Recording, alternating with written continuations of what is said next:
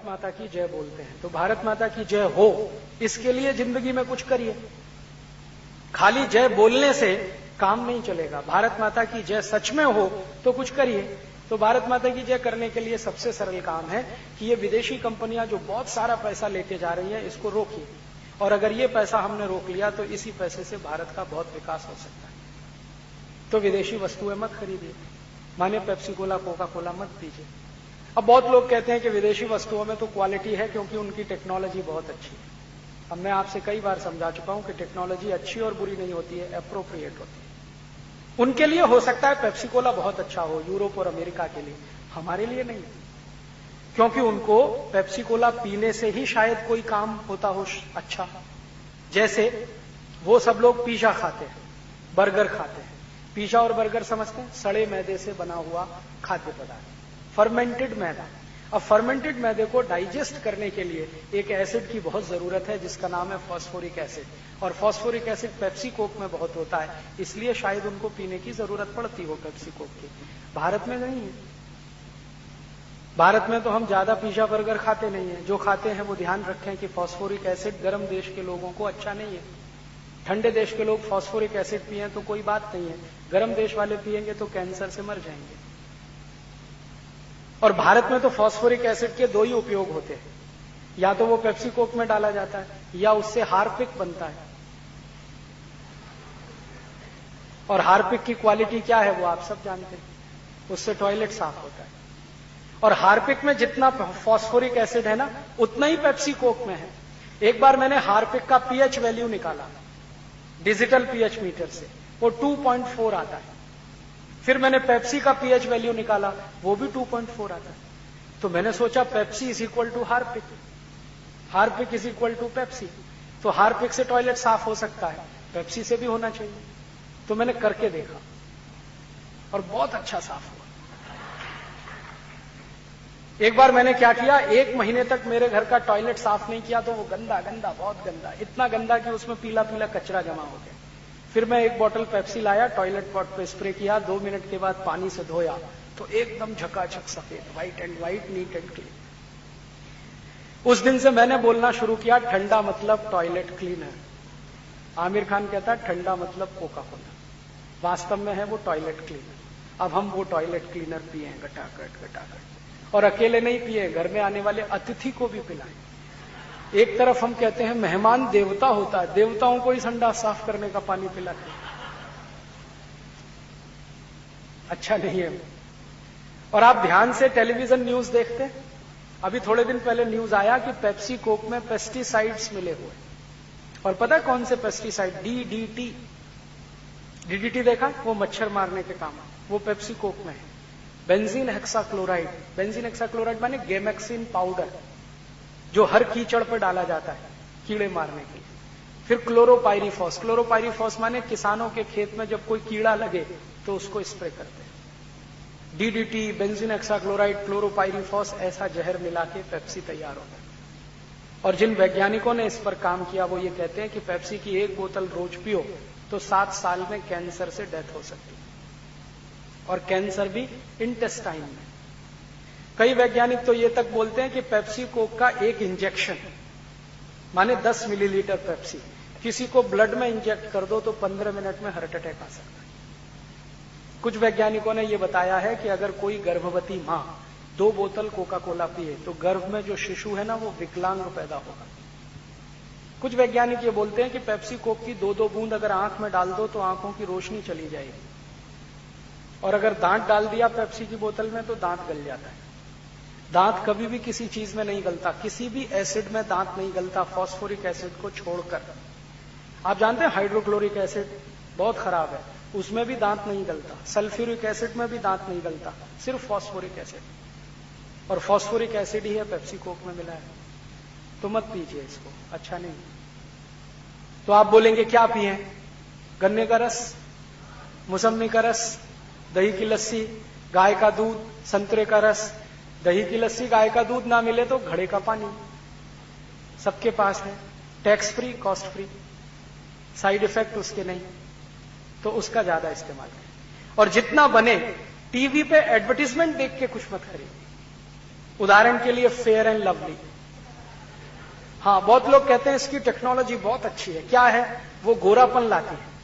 आप जरा सोचो, फेयर एंड लवली से सब गोरे होते तो अफ्रीकन लोग काले क्यों हैं अभी तक? और एक बार इसका परीक्षण करने के लिए मैंने क्या किया, एक भैंस को 4 साल फेयर एंड लवली लगाया, रगड़ रगड़ के लगाया, आज तक गोरी नहीं हुई, काली की काली।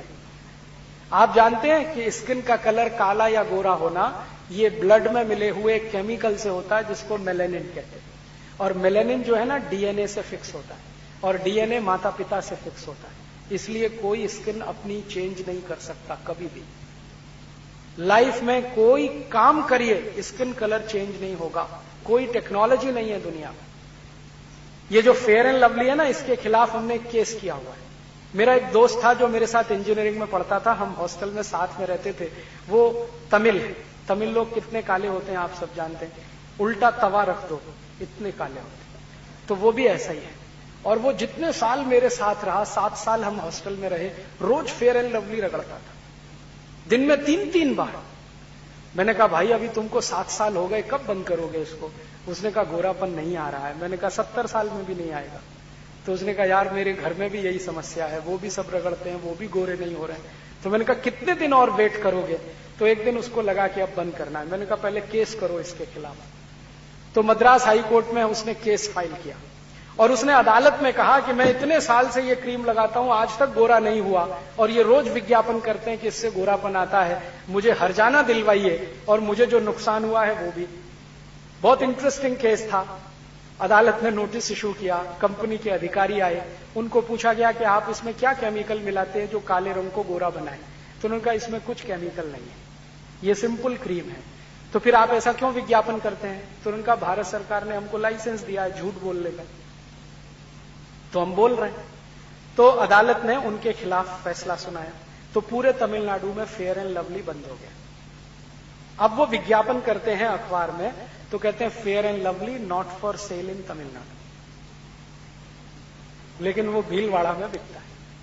और हम में से बहुत लोग रगड़ रगड़ के लगाते हैं और फिर सोचते हैं हम बहुत स्मार्ट हैं। स्मार्टनेस क्रीम से नहीं आती, पाउडर से भी नहीं आती। स्मार्टनेस गुण, कर्म और स्वभाव से आती है। आपके गुण अच्छे करिए, कर्म अच्छा बनाइए, आप बहुत स्मार्ट हो जाए। ये कॉस्मेटिक्स इस्तेमाल मत करिए। और फालतू ये जो टूथपेस्ट वगैरह के विज्ञापन आते हैं, कॉलगेट वगैरह, ये भी मत करिए, क्योंकि कॉलगेट के बारे में आप एक सच्चाई नहीं जानते। दुनिया में सबसे बड़ी अमेरिकन इंस्टीट्यूशन है FDA, food and drug administration. वो कॉलगेट के रैपर पे अमेरिका में वार्निंग प्रिंट करते हैं, it is injurious to health. और कॉलगेट के बारे में जो वार्निंग प्रिंट होती है वो ऐसे होती है, please keep out this Colgate from the reach of the children below 6 years। माने इस टूथपेस्ट को 6 साल से कम उम्र के बच्चों को मत दो। फिर in case of accidental injection contact immediately poison control centre. माने गलती से बच्चे ने ले लिया तो हॉस्पिटल लेके जाओ उसको। If you are adult then take the paste on your brush only in pea size at your own risk. आप अगर बड़े आदमी हैं तो बहुत थोड़ी मात्रा में ब्रश पर पेस्ट लगाओ और अपनी जिम्मेदारी पे लगाओ। सरकार जिम्मेदार नहीं, अगर मरते हो तो मर जाओ। और ये वार्निंग वो प्रिंट करते हैं क्योंकि कॉलगेट कैंसरस है। और सभी डेंटिस्ट कहते हैं कि सिर्फ कॉलगेट ही नहीं, मैक्सिमम टूथपेस्ट कैंसरस है, क्योंकि सभी टूथपेस्ट में सोडियम लॉरेल सल्फेट मिलाया हुआ है, जिसकी मात्रा मैंने आपको बताई। 1 लीटर खून में 0.05 मिलीग्राम अगर SLS है तो कैंसर। बंबई आना, बंबई के सभी रेलवे स्टेशन में नीम का दातुन बिकता है और बंबई शहर में 5000 गरीबों को उससे रोजगार मिलता है। अगर ये बंबई में हो सकता है तो भीलवाड़ा में भी हो सकता है। तो आप कोशिश करिए दातुन करें, नहीं तो दंत मंजन करिए। और आजकल ये चिकनगुनिया फैला हुआ है ना, आयुर्वेद में ये कहा गया है कि जो व्यक्ति भी नीम का रस पी सके उनको चिकनगुनिया होने की कोई संभावना नहीं।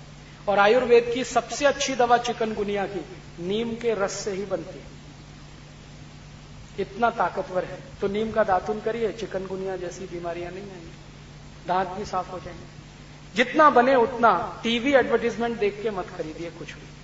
सभी भाइयों से निवेदन है कि शेव करनी है ना तो शेविंग क्रीम मत लाइए, बिना शेविंग क्रीम के शेव बनाइए।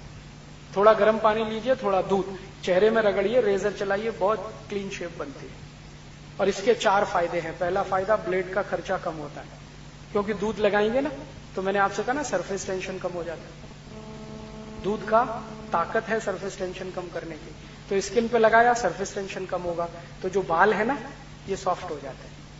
तो रेजर चलाओ तो ब्लेड आसानी से चलता है, तो दाढ़ी बनाने में ब्लेड का खर्चा कम हो जाता है। अगर आप शेविंग क्रीम से दाढ़ी बनाओगे तो एक ब्लेड से 4 बनेगी, और दूध से बनाओगे तो 10-12 बार बनेगी। और दूध चूंकि सरफेस टेंशन कम करता है तो डस्ट पार्टिकल भी बाहर निकलेंगे, तो स्किन आपकी एकदम साफ रहेगी, आपका चेहरा चमकेगा, आप सब फोकट में स्मार्ट बन जाएंगे। कल से ही मिल्क शेविंग शुरू कर दो। फिर आप कहोगे जी मिल्क नहीं है, तो दही ले लो, दही से दाढ़ी बनाओ। और दही से जो मक्खन निकालते हैं ना मठा बना के, उससे तो सुपर बेस्ट क्वालिटी शेव होती।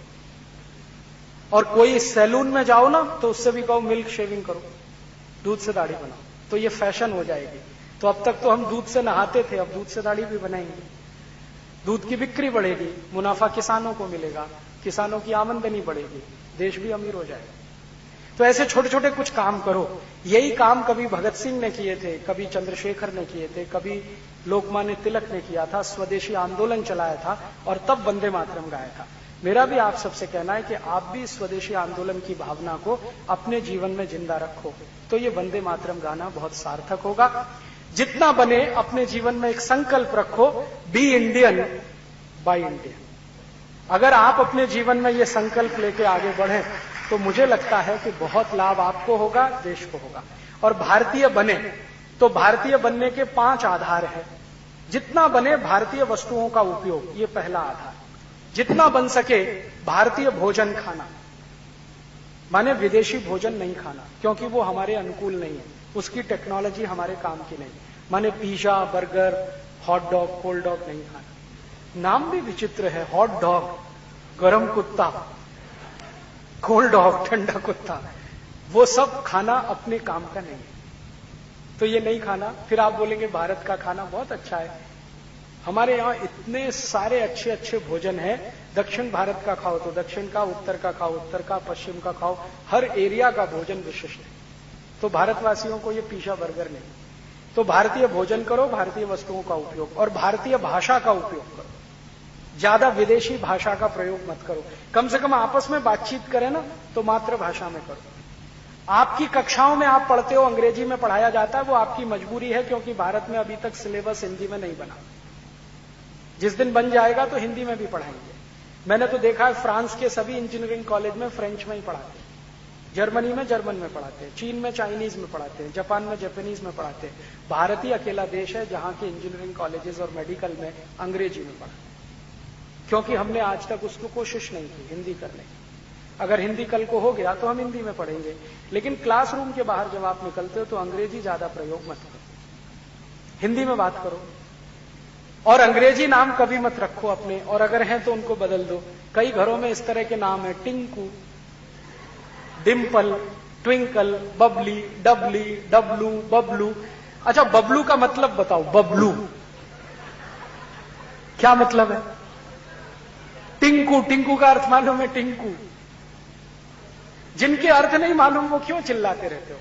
और मुझे तो बहुत दुख होता है ये सुन के, पिताजी का नाम रामदयाल, माताजी का नाम गायत्री देवी, बेटे का नाम टिंकू।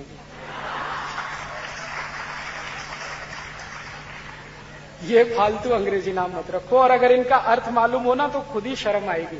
टिंकू का अर्थ वेबस्टर डिक्शनरी में देखो, वेबस्टर डिक्शनरी सबसे पुरानी डिक्शनरी है इंग्लैंड की, उसमें टिंकू का मतलब है आवारा लड़का,